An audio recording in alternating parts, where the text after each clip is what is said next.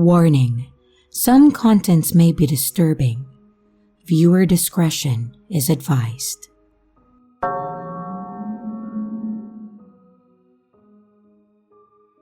This happened about 3 years ago. So, I was 16 at that time. I remember it being a warm day, sometime in September. I was off work that day, and I decided to go hang out with my best friend. We'll call her Abby. I had just gotten my license in the spring of that year, so I was pretty excited to be driving around town. I got to Abby's house and we were trying to figure out something that we could do. We decided that we didn't want to go out with friends and instead make dinner for Abby's mom and stepdad. So, we got in the car and headed to Walmart to grab some ingredients for dinner and grab some cake mix on the way out. While we were there, we noticed there was a guy, maybe mid-50s, that we were constantly walking past over and over again in the store. But we didn't pay it much mind since it was pretty busy in their aisles. We checked out and then we started heading over to my car, when we noticed that same guy packing his groceries into his trunk. I remember looking over at Abby and saying something along the lines of, "Oh, is that your new boyfriend?" Or, "Why don't you go get his number?" We both laughed, maybe a little too loud, because it caught the dude's attention as we were walking by him. He looked back at us, and we both knew that we messed up by being loud. He turns around and tells us our hair is beautiful and asks us if we were sisters. We told him we were, thanked him for his compliment, and then told him to have a good day. Honestly, in our part of town, it's quite common for dudes to compliment whatever girls they see, so we were used to it and we just brushed it off. We got into the car, and I obviously locked the doors, and we started laughing about the guy, talking about how creepy his eyes looked. Now, looks like the guy was watching Abby and I walk to my car, I'm guessing, because he ended up driving the opposite way of the exit to drive slowly behind my car. I saw his face looking at my car in my rearview mirror. I looked at Abby and then I went, "Holy shit, it's the same creep earlier." We then broke out in laughter, making fun of him once again. He had already driven off by this point, so we do too. We then get home, make food, and have a good night and sleep. Normal days go by and I forget about the situation. Until one day at work, I'm running food from table to table, helping out the servers at my job, and I bring food to a table who looked particularly surprised to see my face. I didn't recognize the guy at first, until I saw his eyes, and I realized who the hell I was talking to. I place the food down, ask if he needs anything, and then I scurry off to the bathroom to tell Abby what just happened. "Hey, Abby, the dude from Walmart last week is sitting in the restaurant right now, and I just ran food to him." Hours go by, and he's still sitting at the bar cranking back beers alone. I told my coworkers about the dude and they were like, "Well, he's probably just lonely." My manager tells me to go home since it's slow, so I clock out and leave. As I'm walking to my car, I hear the restaurant door swing open and there he is, trailing behind me, telling me to talk to him. I stop, turn around, and then he says, "So, does a pretty lady like you have a boyfriend?" I tell him that I do, and that my boyfriend works with me, which was definitely a lie. He then proceeds to get closer to the point where I can smell the alcohol in his breath.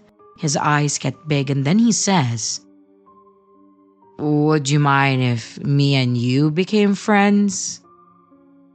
At this time, I was totally creeped out and I told the guy that I was 16, hoping that he would back off after hearing my age.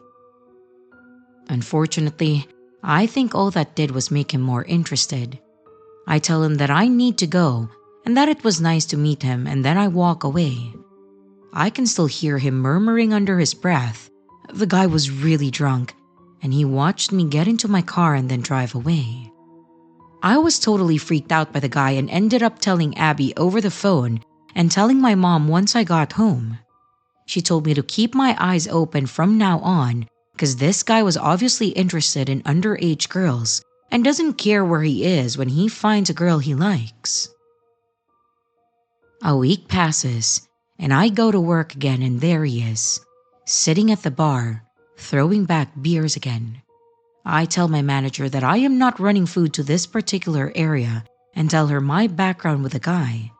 She understands and then sends me to work on the register. I see the guy waltz over to the restroom and then slam the door open so loud that the whole restaurant looks over and then goes silent. He looks back at the silence that he created and then sees me once again. I was so over this guy, I didn't even care. I just walked over to the kitchen to hide by the cooks. The guy then heads back to the bar after his bathroom performance and then orders food. 10 minutes pass by, and the local police come in asking my manager to see last Saturday's camera footage. She walks into the office with the cops and all the staff is pretty confused. About 40 minutes later, the cops walk over to the bar and then arrest the same old creep. I watched in glee as that sucker was getting put in handcuffs. I ran over to my manager and asked her what happened. Apparently, the guy was under investigation for spiking a young woman's drink at my restaurant, and the cameras caught him red-handed after the woman filed the police report the next morning. I haven't seen this guy since, except in my nightmares. Hopefully, he's still rotting in jail somewhere, getting some help from his weird fetishes. Anyways, ladies, always be on the lookout for each other.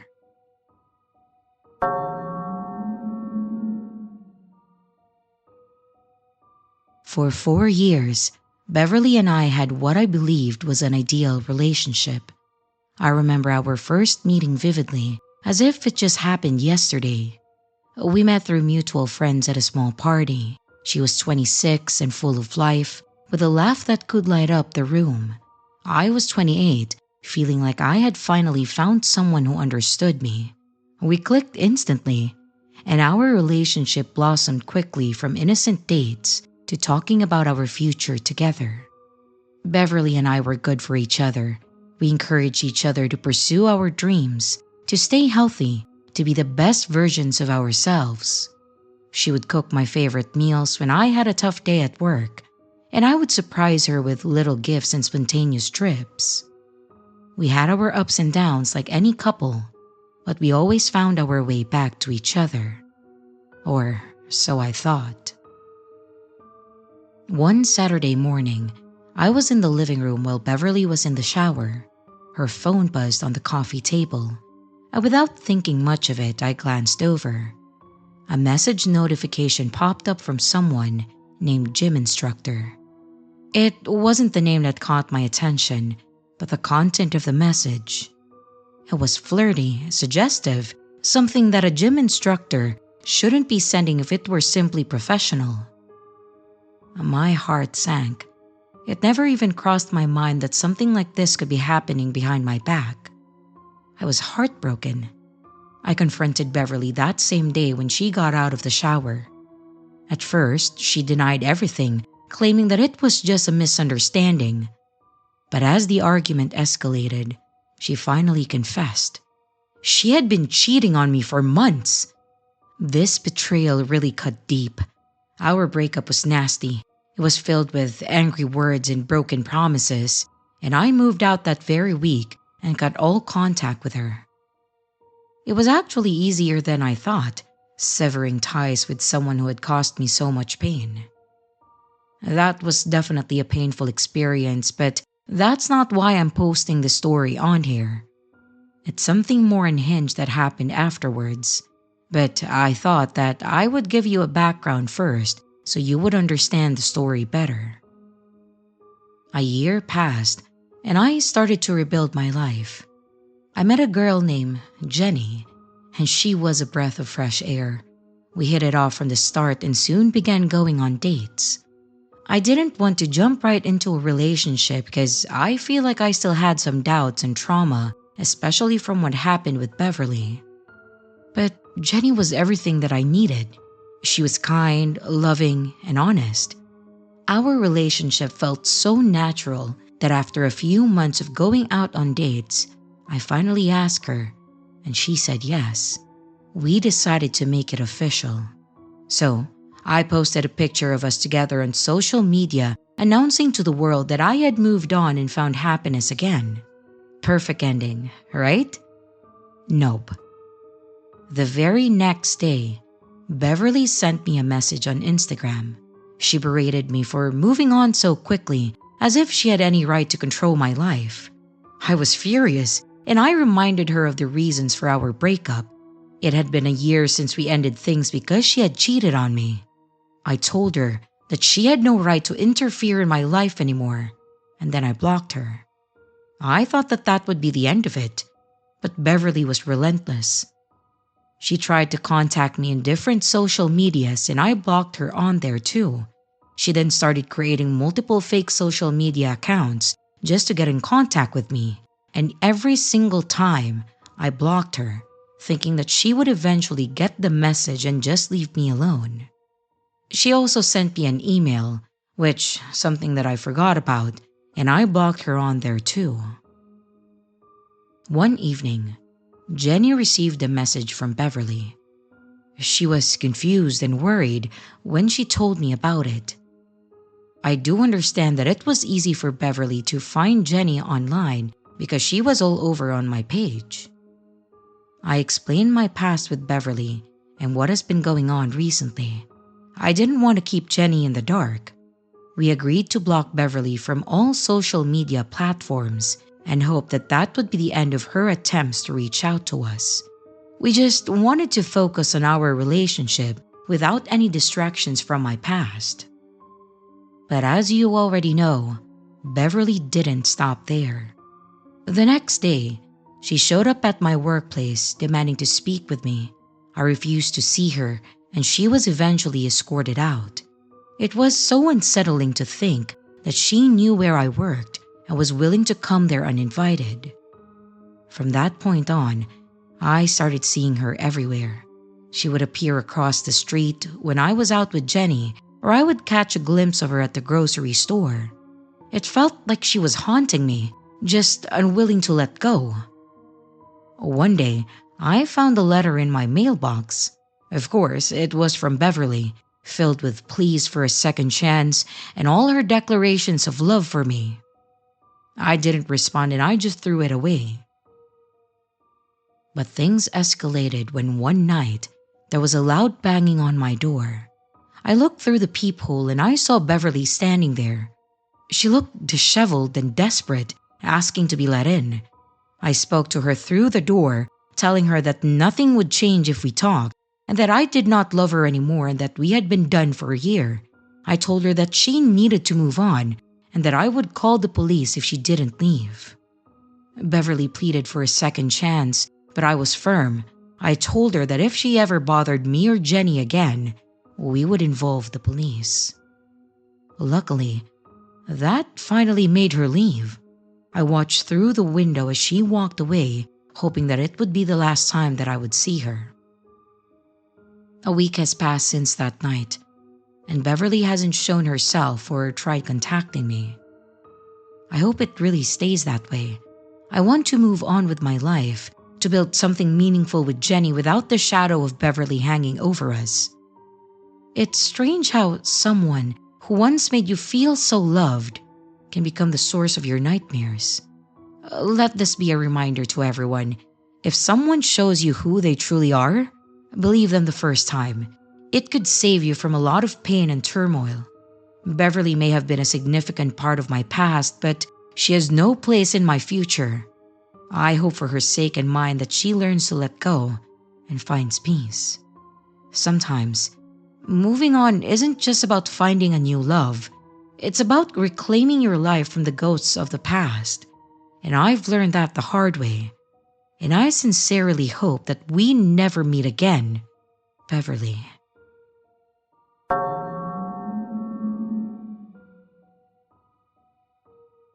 My name is Joanna, and I'm a 24-year-old single mother to an amazing 8-year-old boy named Jonathan.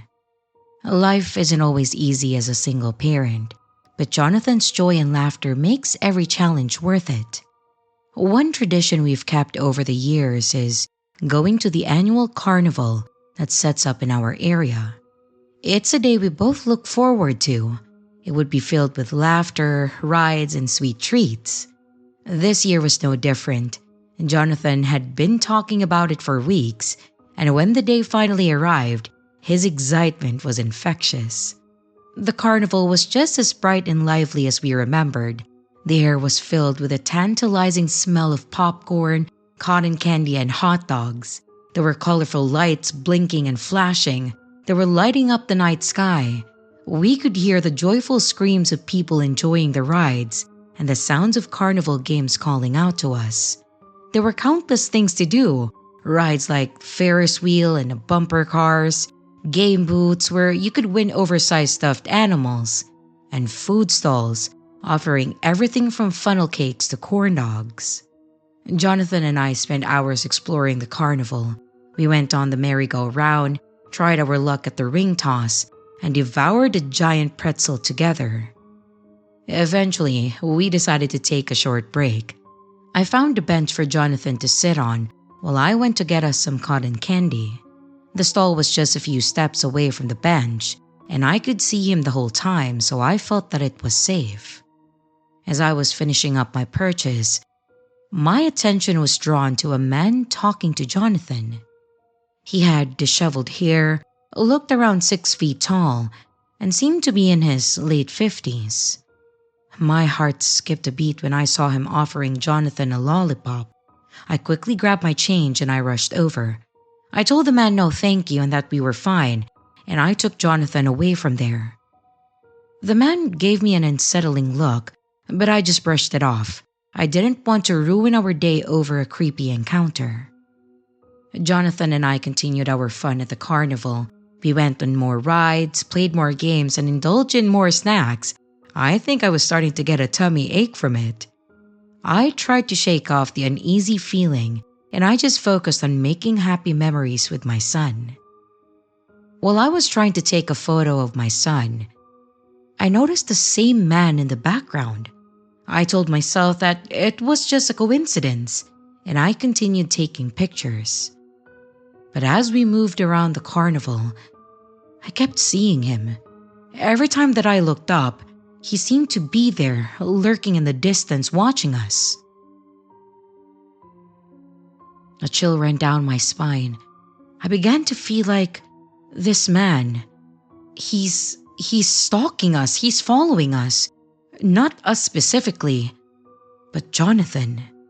I decided that it was time to leave. My son was getting tired anyway, so I told him that we were heading home. We walked swiftly towards the parking area, and as we neared our car, I heard footsteps behind us. My heart pounded in my chest, and as I turned to see the same man following us, panic surged through me. I picked up my son and I ran as fast as I could. There was enough distance between us and the man, so I was able to reach my car. I fumbled with the keys, my hands were trembling, but I managed to unlock the doors, get Jonathan inside, and then get in myself, and then I locked them again. I started the car and I sped out of there, my eyes constantly darting to the rearview mirror, expecting to see the man following us. The drive home was nerve-wracking. I couldn't shake the feeling of being watched, even though I saw no sign of the man behind us. Every car that appeared in the rear-view mirror sent a surge of anxiety through me. But eventually, we made it home safely. I locked all the doors and windows, and only then did I begin to relax. It's been almost a year since that terrifying day at the carnival, and the event is coming back soon.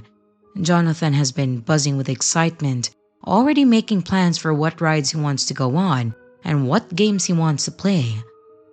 But this time, I'm not so sure if we'll be going. The memory of that man, his disheveled hair, the way he watched us, the way he was just so obsessed with my son, it haunts me. I was never able to report the incident to the police. I thought maybe I was just overreacting, that it was just my motherly instincts in overdrive. But the fear I felt that day, the panic, and the need to protect my son at all cost is something that I can never forget.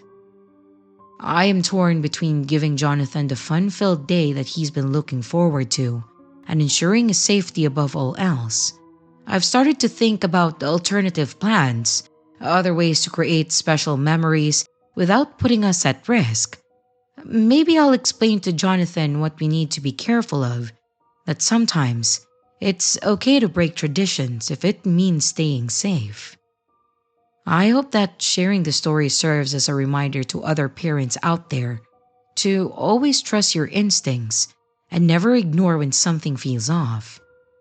I am just grateful that Jonathan and I made it home safely that day. I hope no one else has to go through a similar ordeal. So, to the stranger from the carnival, let's never, ever meet again. And with my situation with Jonathan, I would appreciate any suggestions if you may have them.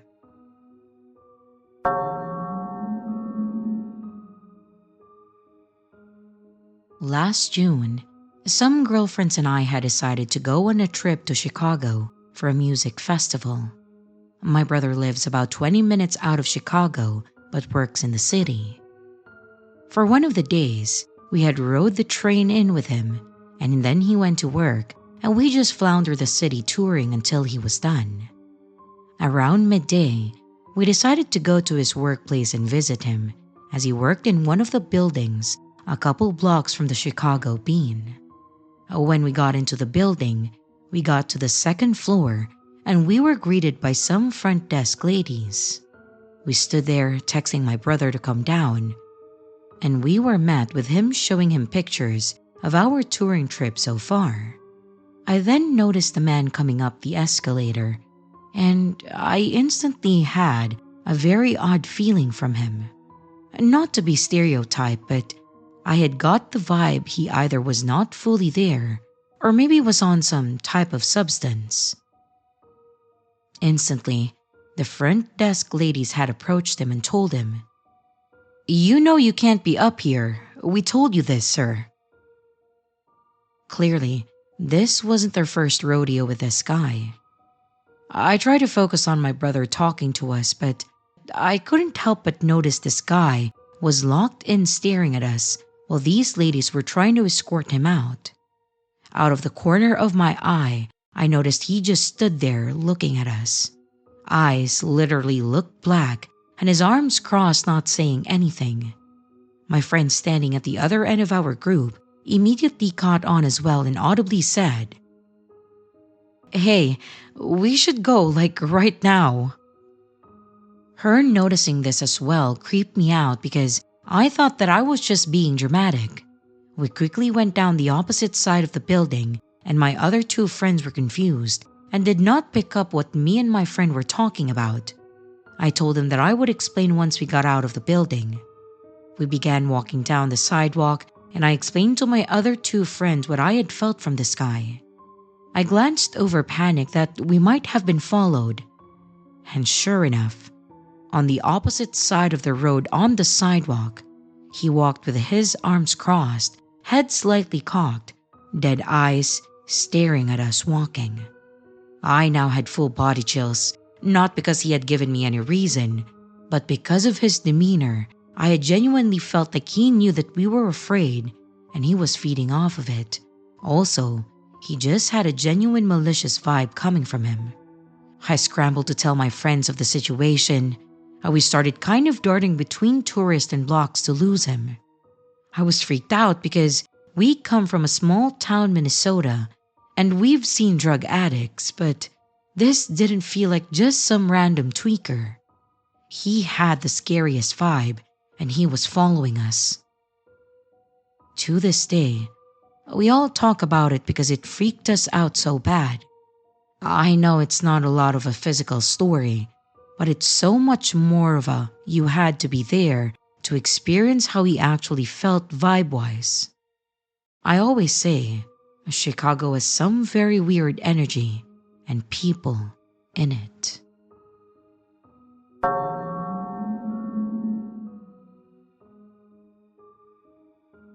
Teaching has always been my passion ever since I was young. There's just something profoundly fulfilling about shaping young minds and helping them understand concepts that once seemed impossible, and then witnessing their aha moments. I teach math at a high school, and despite the challenges, I really love what I do. Over the years, I've had my fair share of struggles. Some students find math boring, some find it too difficult, and the others are simply unmotivated. But I've always believed that with enough encouragement and support, every student can succeed in it. One student, however, really tested my faith in that belief. His name was Dylan. From the start, Dylan was different. He never did his homework, rarely attended classes, and when he did, he was disruptive and unfriendly. He had this permanent scowl etched on his face, and he never talked to anyone unless it was to snap at them. Despite his attitude, I really tried my best to help him. I understood that math could be tough, and that he might be going through some personal issues at home. I reached out to him multiple times, offering free extra tutoring sessions, some study guides, and even one-on-one discussions. But it was a one-sided effort. Dylan rejected every attempt that I made to help him. He slacked off, failed his exams, and in the end, I had no choice but to fail him. When Dylan learned about his failing grade, he was absolutely furious. He stormed into my office, yelling and berating me. Despite his anger, I remained calm. I get how he feels. So, I showed him all the proof of my efforts to assist him over the months, the study guides, the notes, the invitations for extra help. But he wasn't having it. He left my office in a rage, slamming the door behind him. The school year ended and summer break began. I tried to put the incident behind me and I focused on some hobbies that I enjoyed, like gardening. Gardening has always been my escape, a way to unwind and connect with nature. But one afternoon, while I was weeding the flower beds, I saw a familiar face biking across the street. It was Dylan. I knew for a fact that he didn't live anywhere near my neighborhood, but I just brushed it off, thinking that maybe he was visiting a friend. However, the way he stared at me gave me an uneasy feeling. The next morning, I came out to find my garden destroyed. The plants were uprooted, the flowers trampled, and the garden tools scattered everywhere. I was absolutely gutted. I had put so much love and effort into that garden.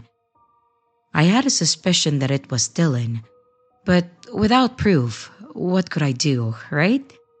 So I just cleaned up the mess with a heavy heart and I tried to move on. Just as I was starting to recover from the garden incident, I found a dead bird on my front doorstep. It was a gruesome sight and it really frightened me.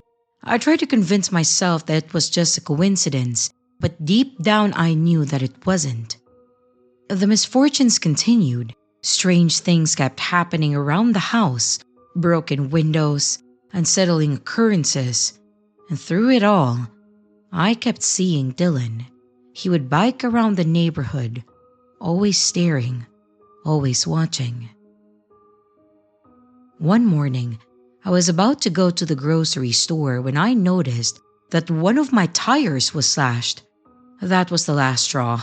I just couldn't take it anymore. I finally told my husband about everything that had been happening. He was understandably concerned and suggested that we set up security cameras around the house. It seemed like a good idea, so we installed them, hoping to catch whoever was responsible for these acts. For a few days, nothing happened. I started to feel a little more at ease, thinking maybe it was all over. But then one night, I received a notification on my phone about movement outside. I opened the video feed and I turned pale at what I saw. There, on the screen, was Dylan and another man. This other man looked older, and both of them were walking calmly towards our house. It seemed they were carrying something, and I tried to figure out what it was. And what I saw was a gasoline canister. My heart raced as I realized what they were planning. They reached the side of our garage and started dousing it with gasoline. The other man, who I later learned was Dylan's older brother, pulled out a lighter. And without wasting a second, I called the cops. My hands trembled as I explained the situation. But while I was on the phone, I already heard the sirens from a distance. To my relief, the police arrived so quickly. A neighbor actually had seen the suspicious man and had called the cops even before I did. The officers caught Dylan and his brother just in time. The side of our garage was already soaked in gasoline, and it was clear that they intended to set it on fire. Both of them were arrested. In the aftermath, the pieces of the puzzle started to come together. Dylan had held a grudge against me ever since I failed him. He couldn't accept responsibility for his actions, and instead blamed me for his failures. His older brother, already with a criminal background, had decided to help him with his twisted plan. Dylan was sent to juvenile detention for attempted arson, and his brother went to jail. The whole ordeal really left me traumatized. The thought that a student that I had once tried to help could turn into a stalker and attempt to burn my house down was just too much to bear for me. So, I decided to quit teaching. Now, I sell fruits and vegetables from my garden at local markets. It's a simpler life, and it brings me a certain peace that I never thought I'd need. I also do other work on the side to make ends meet. It's not the life that I had envisioned, but it's a safe one, away from the shadow of people like Dylan and the horrors of that summer that I had. I hope this serves as a reminder that sometimes, no matter how much you try to help someone, they can still turn against you. Stay vigilant, trust your instincts, and never ignore the signs of something being wrong. I wish I had acted sooner, but I am grateful that in the end justice was served, and I can now live my life in peace. So, to Dylan, let's not meet again.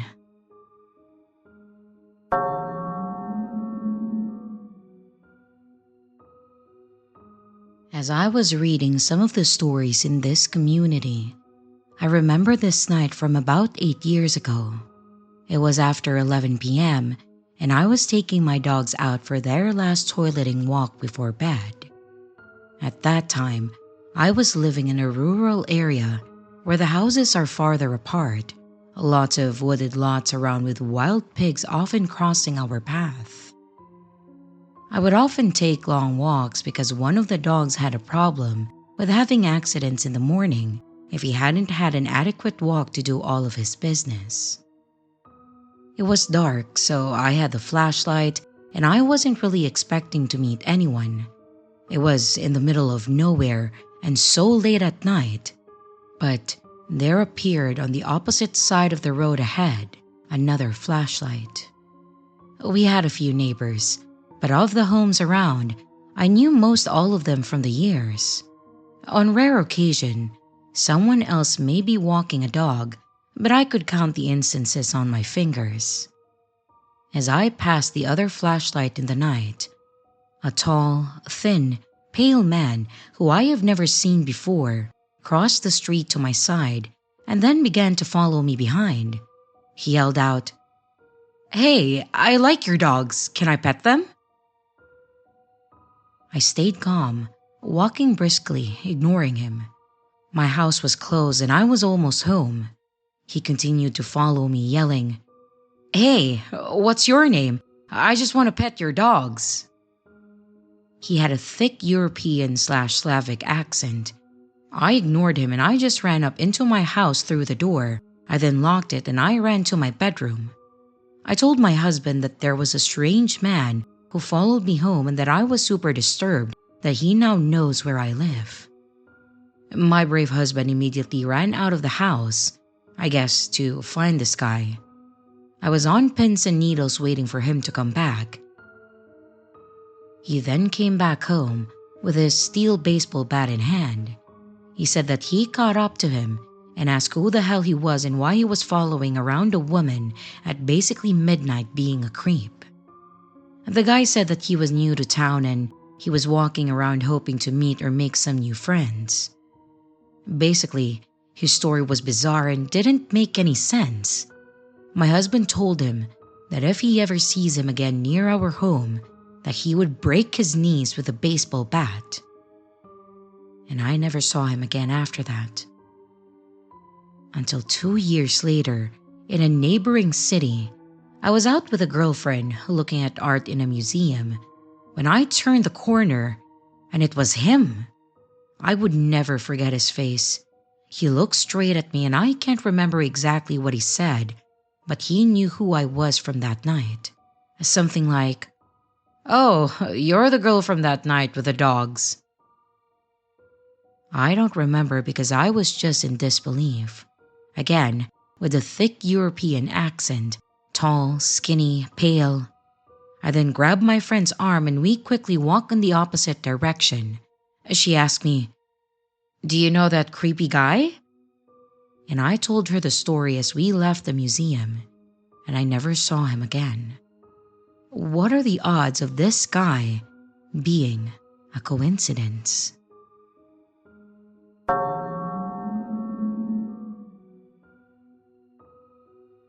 Hi everyone, my name is Gina.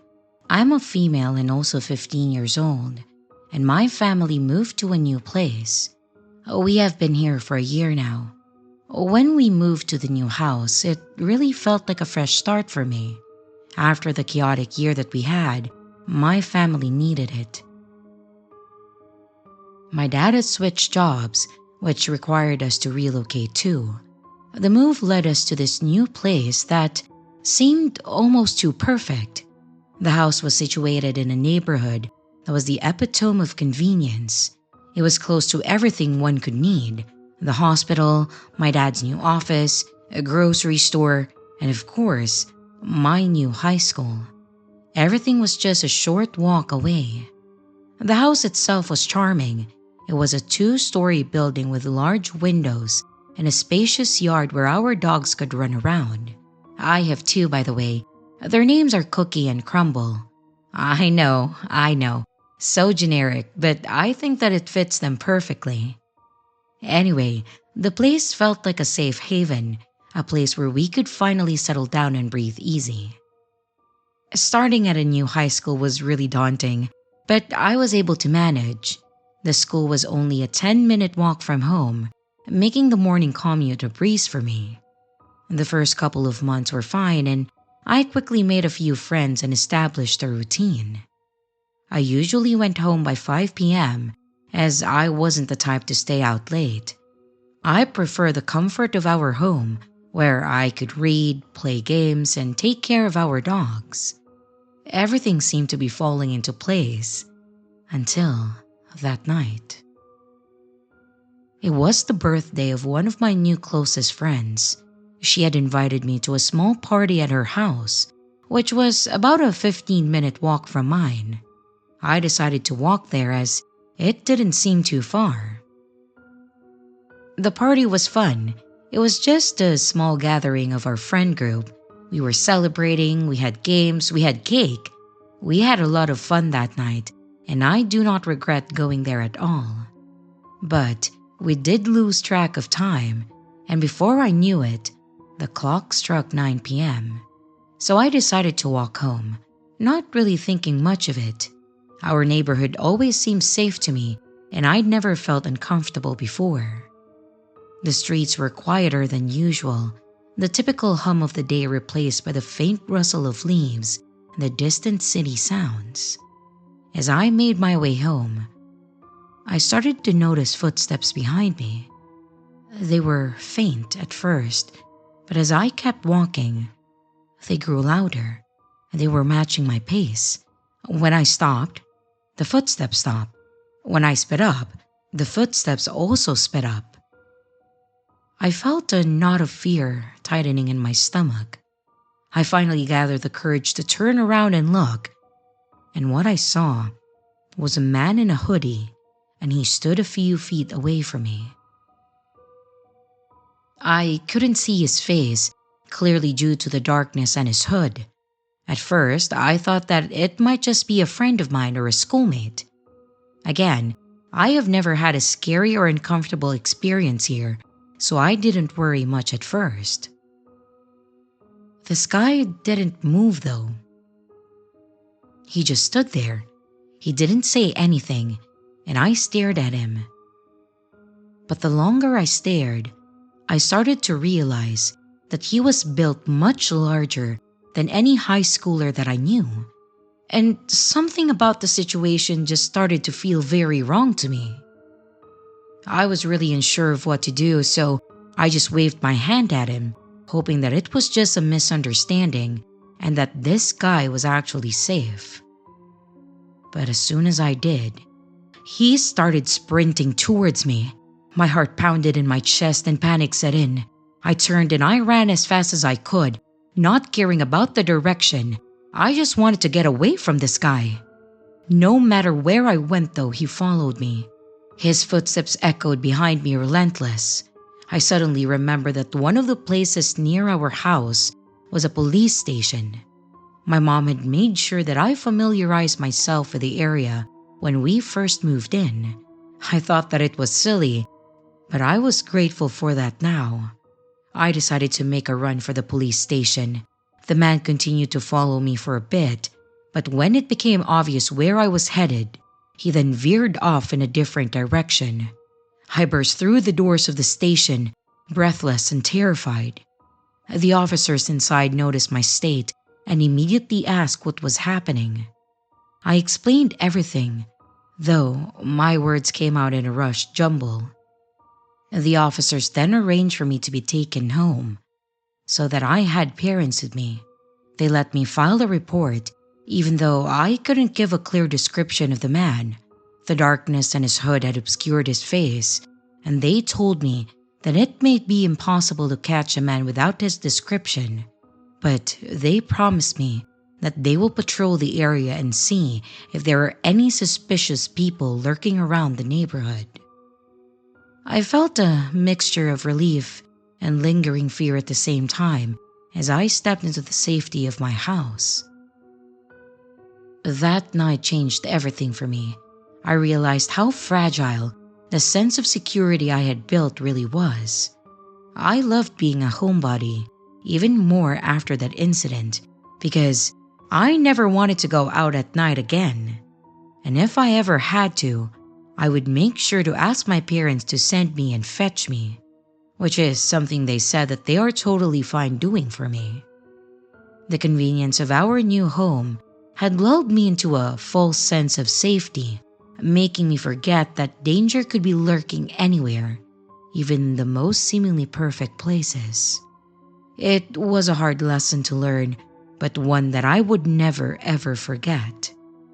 The man in the hood was a stark reminder that being vigilant is crucial, no matter how comfortable or safe you feel.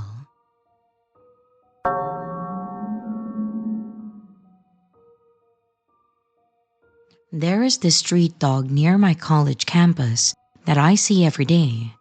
It is one of the older dogs, so it's always sleeping and very calm in general. I live very near to the college, and my friend and me usually go for a walk late night after dinner. Tonight was no different, and we were walking around the same route. It's a residential area, so we have never felt unsafe since there are always college students or other families out on the road just walking around. We were on our third lap, and this dog was sitting at its usual spot. While we were walking past it, I was gushing about how cute it is and was clearly distracted. Suddenly, my friend said that there was a weird car behind us. I turned around to see that there was in fact a car driving at a really slow speed. The car pivoted towards us, which made me think that maybe it wanted to park where we were walking and might just be a random family only.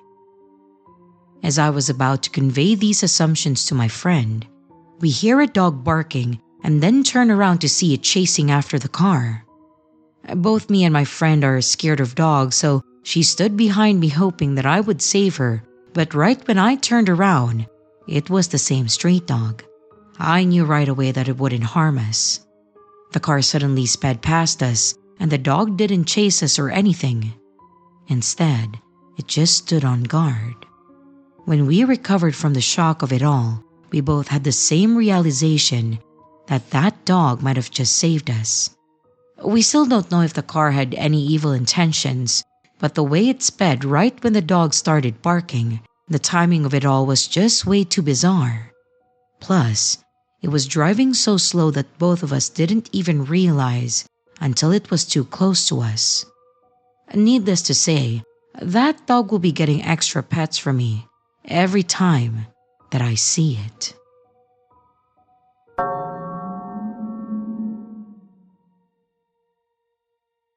I walk my dog every morning in the park near my apartment. It's a daily ritual. It started 2 years ago when I first moved to this neighborhood.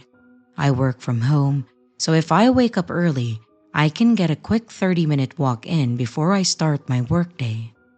The park itself is a serene place in the middle of a bustling city. There were tall trees providing shade, a small pond where ducks swim lazily, and neatly paved paths winding through the greenery. While I'm still grudgy, during the first bit of our walks, I would have to admit that it's my favorite part of the day. It's just a time to clear my head, wake up, and enjoy the simple pleasures of being outdoors. My dog, Max, a golden retriever with boundless energy and a friendly disposition, loves our morning walks much more than my sleepy ass does. He sniffs every bush, chases after squirrels, and wags his tail at every passerby. The park is usually quiet in the early hours, with only a few joggers and a fellow dog worker sharing the space. It was during one of these walks that I first noticed him.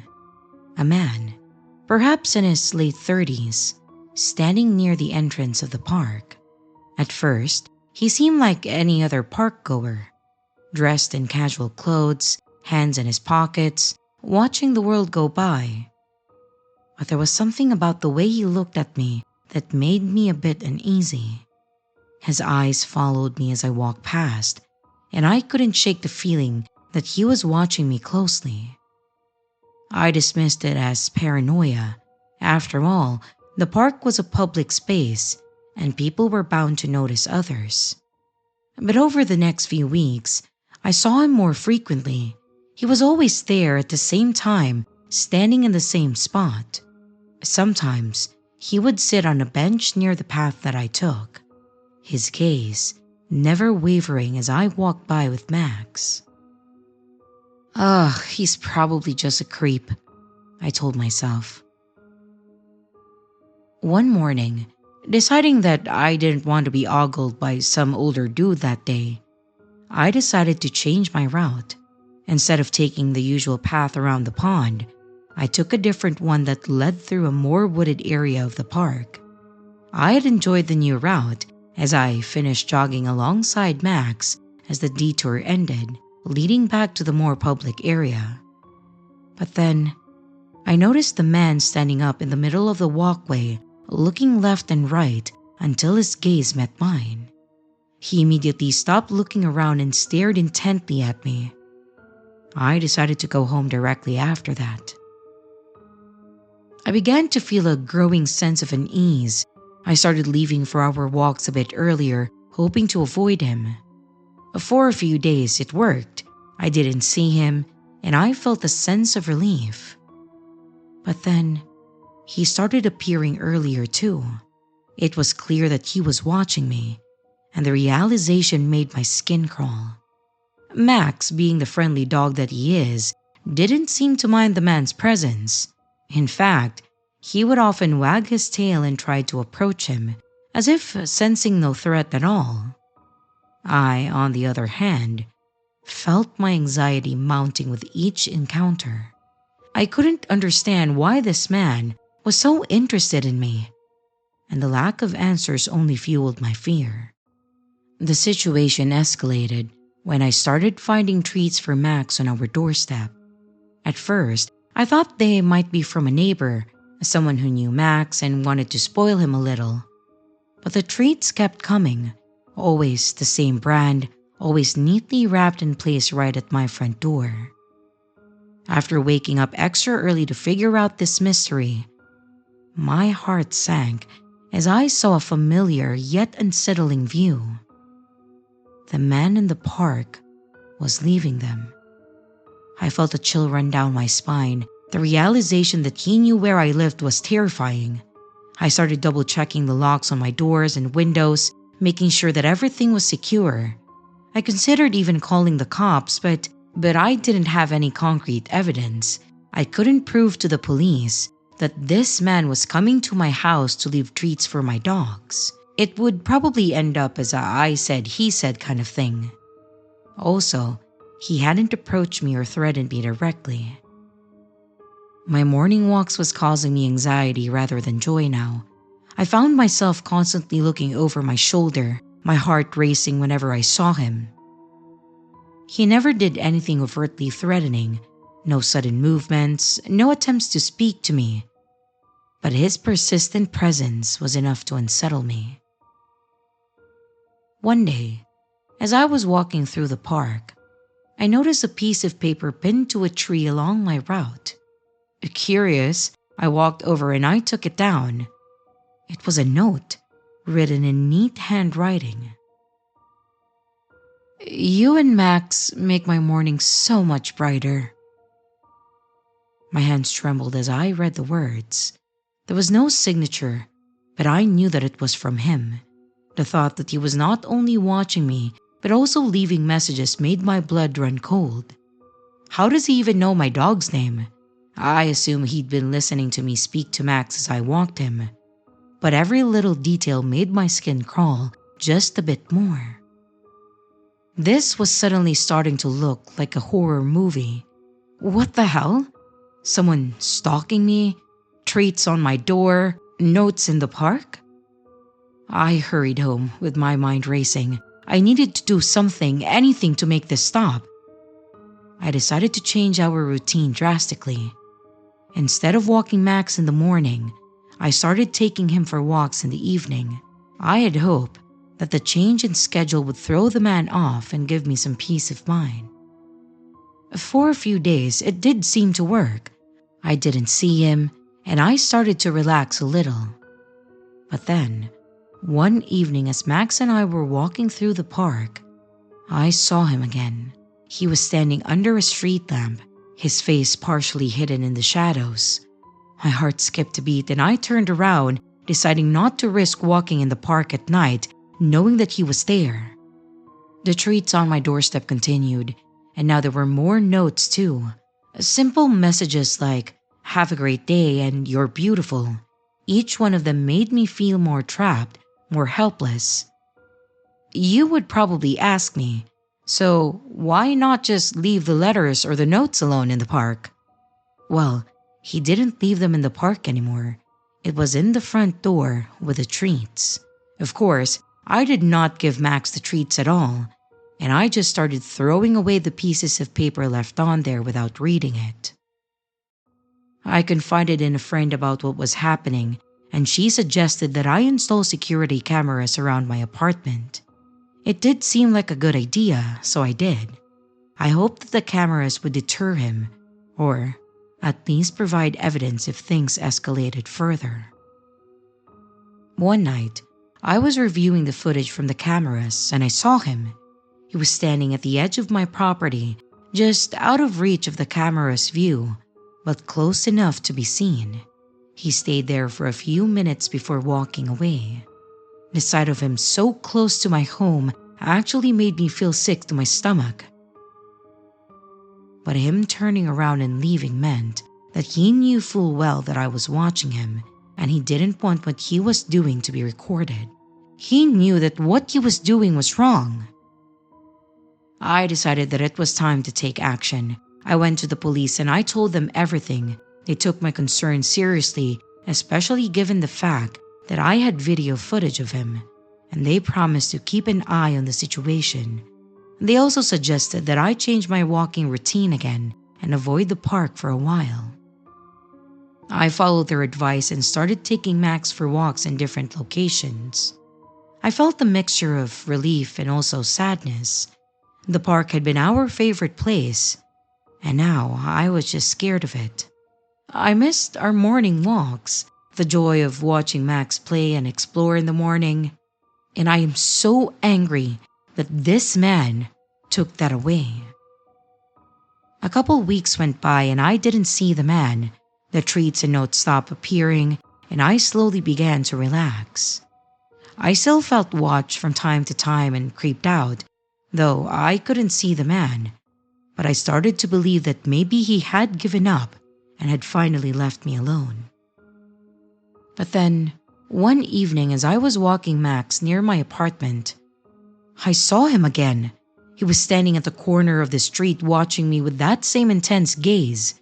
My heart pounded in my chest and I felt a wave of fear wash over me. This time, I didn't run though. I was just so angry and over it.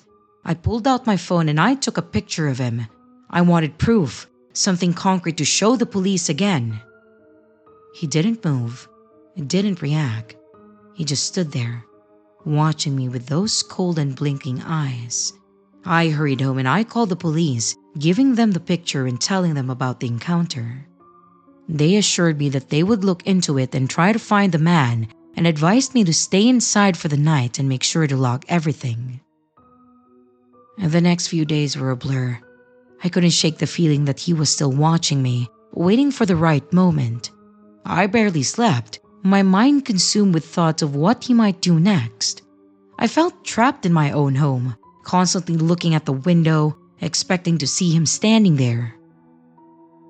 One night, I heard a noise outside my apartment. It was a faint scratching sound, like someone trying to open a door. I checked the cameras and guess who was there? Yep, you've guessed it right. The man. My heart raced as I grabbed a kitchen knife and I crept towards the window. I peeked through the curtains and I saw him, standing just outside my door fiddling with the lock. I felt a surge of panic and anger. This was it.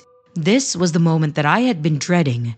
I dialed 911 and I whispered to the operator, explaining the situation to them. And they assured me that help was on the way. But those minutes felt like an eternity. I could hear him outside, growing more frustrated as he tried to gain entry. And thank God that I had a freaking sturdy door. After a couple of minutes, the sound of sirens filled the air and I saw the flashing lights of a police car pulling up. The man turned and ran, but the officers were quick to pursue him. They caught him a few blocks away and took him to custody. I watched from the window, my hands trembling, as they led him away in handcuffs.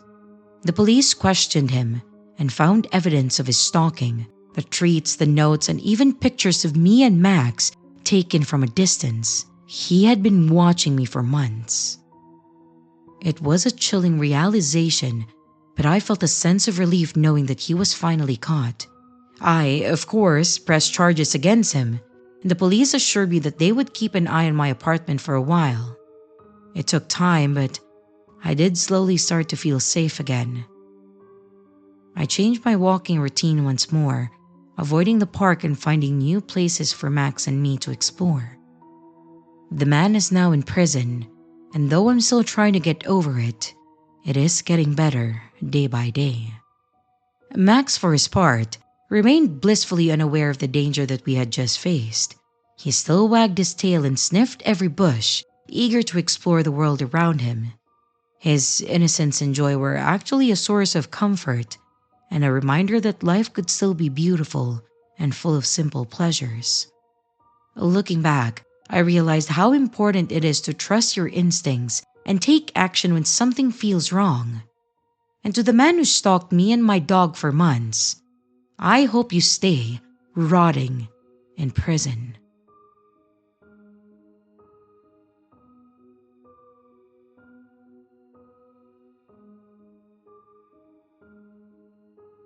And here's the riddle for this video.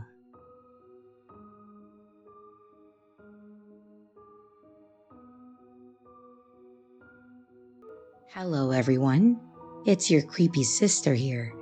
Thank you so much for watching the video. I really appreciate it. I would also like to give some extra love to my Patreon members, my channel members, and also my tippers. Thank you so much. If you would like to extend a little bit more support for the channel, don't forget to leave a like and a comment down below. If you would like to become a Patreon member, a channel member, a tipper, or even to buy merch, check out the links in the description below. Again, thank you. And I hope you stay scared because your fear feeds me.